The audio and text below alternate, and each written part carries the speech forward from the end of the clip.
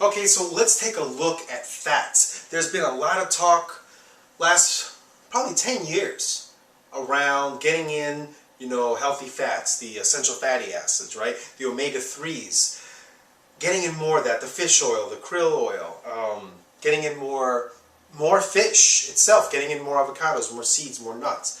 So let's look at that, because in some of my other videos, if you've watched them, you know that I've suggested a diet that's about 80-10-10. 80 carbohydrates, 10% protein, 10% fat, only 10% fat.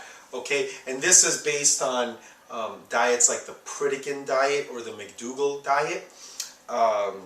So that's what they revolve around. A lot of healthy starches, in other words, complex carbohydrates, plant-based foods like fruits and vegetables, and little bits of meat, like a few ounces every day or every other day.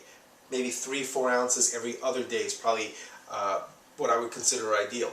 So within that then, and that would essentially be it, what I just said: fruits, vegetables, starches, meat every other day, and cooking that meat with no oil, none whatsoever. Okay, so am I getting in enough fat?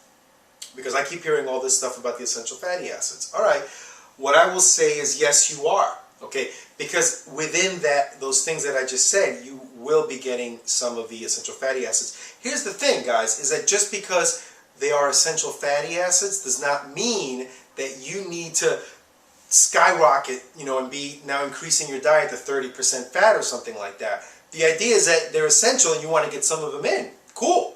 That's why when you have your meat, you should be trying to get it through fish. Okay, because there's a lot of essential fatty acids there, omega-3s there.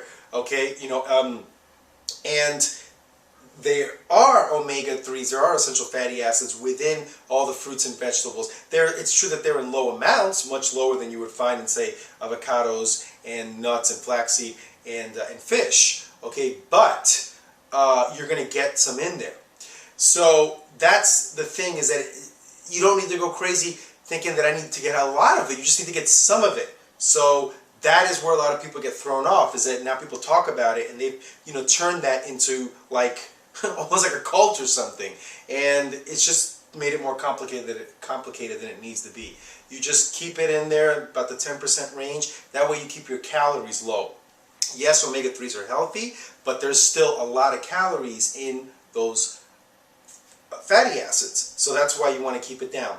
And don't make a big deal out of it. Just eat your healthy diet. They'll be in there. Try to have fish as your meat source. And if you want to look into getting a supplement that maybe has the omega-3s, then you take a couple of capsules a day, 2-3 capsules a day, and that's fine, because it's not going to make your calories skyrocket. So you take 2 or 3 fish oil capsules, or krill oil capsules, or something called spirulina.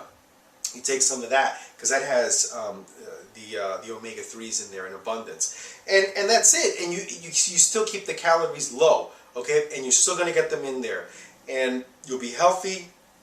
And there's just been no evidence to prove that you're not going to get enough fats by striving to keep your fat intake in the 10% realm. You can, like, if you want to bump it up a little bit, a little over that, that's okay, but it doesn't need to be too much more than that.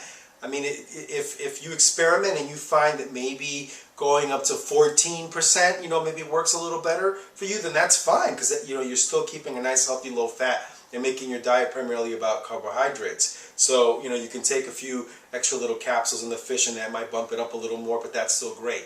But I really can't figure out a need to go over 20, to even make it to 20% fat.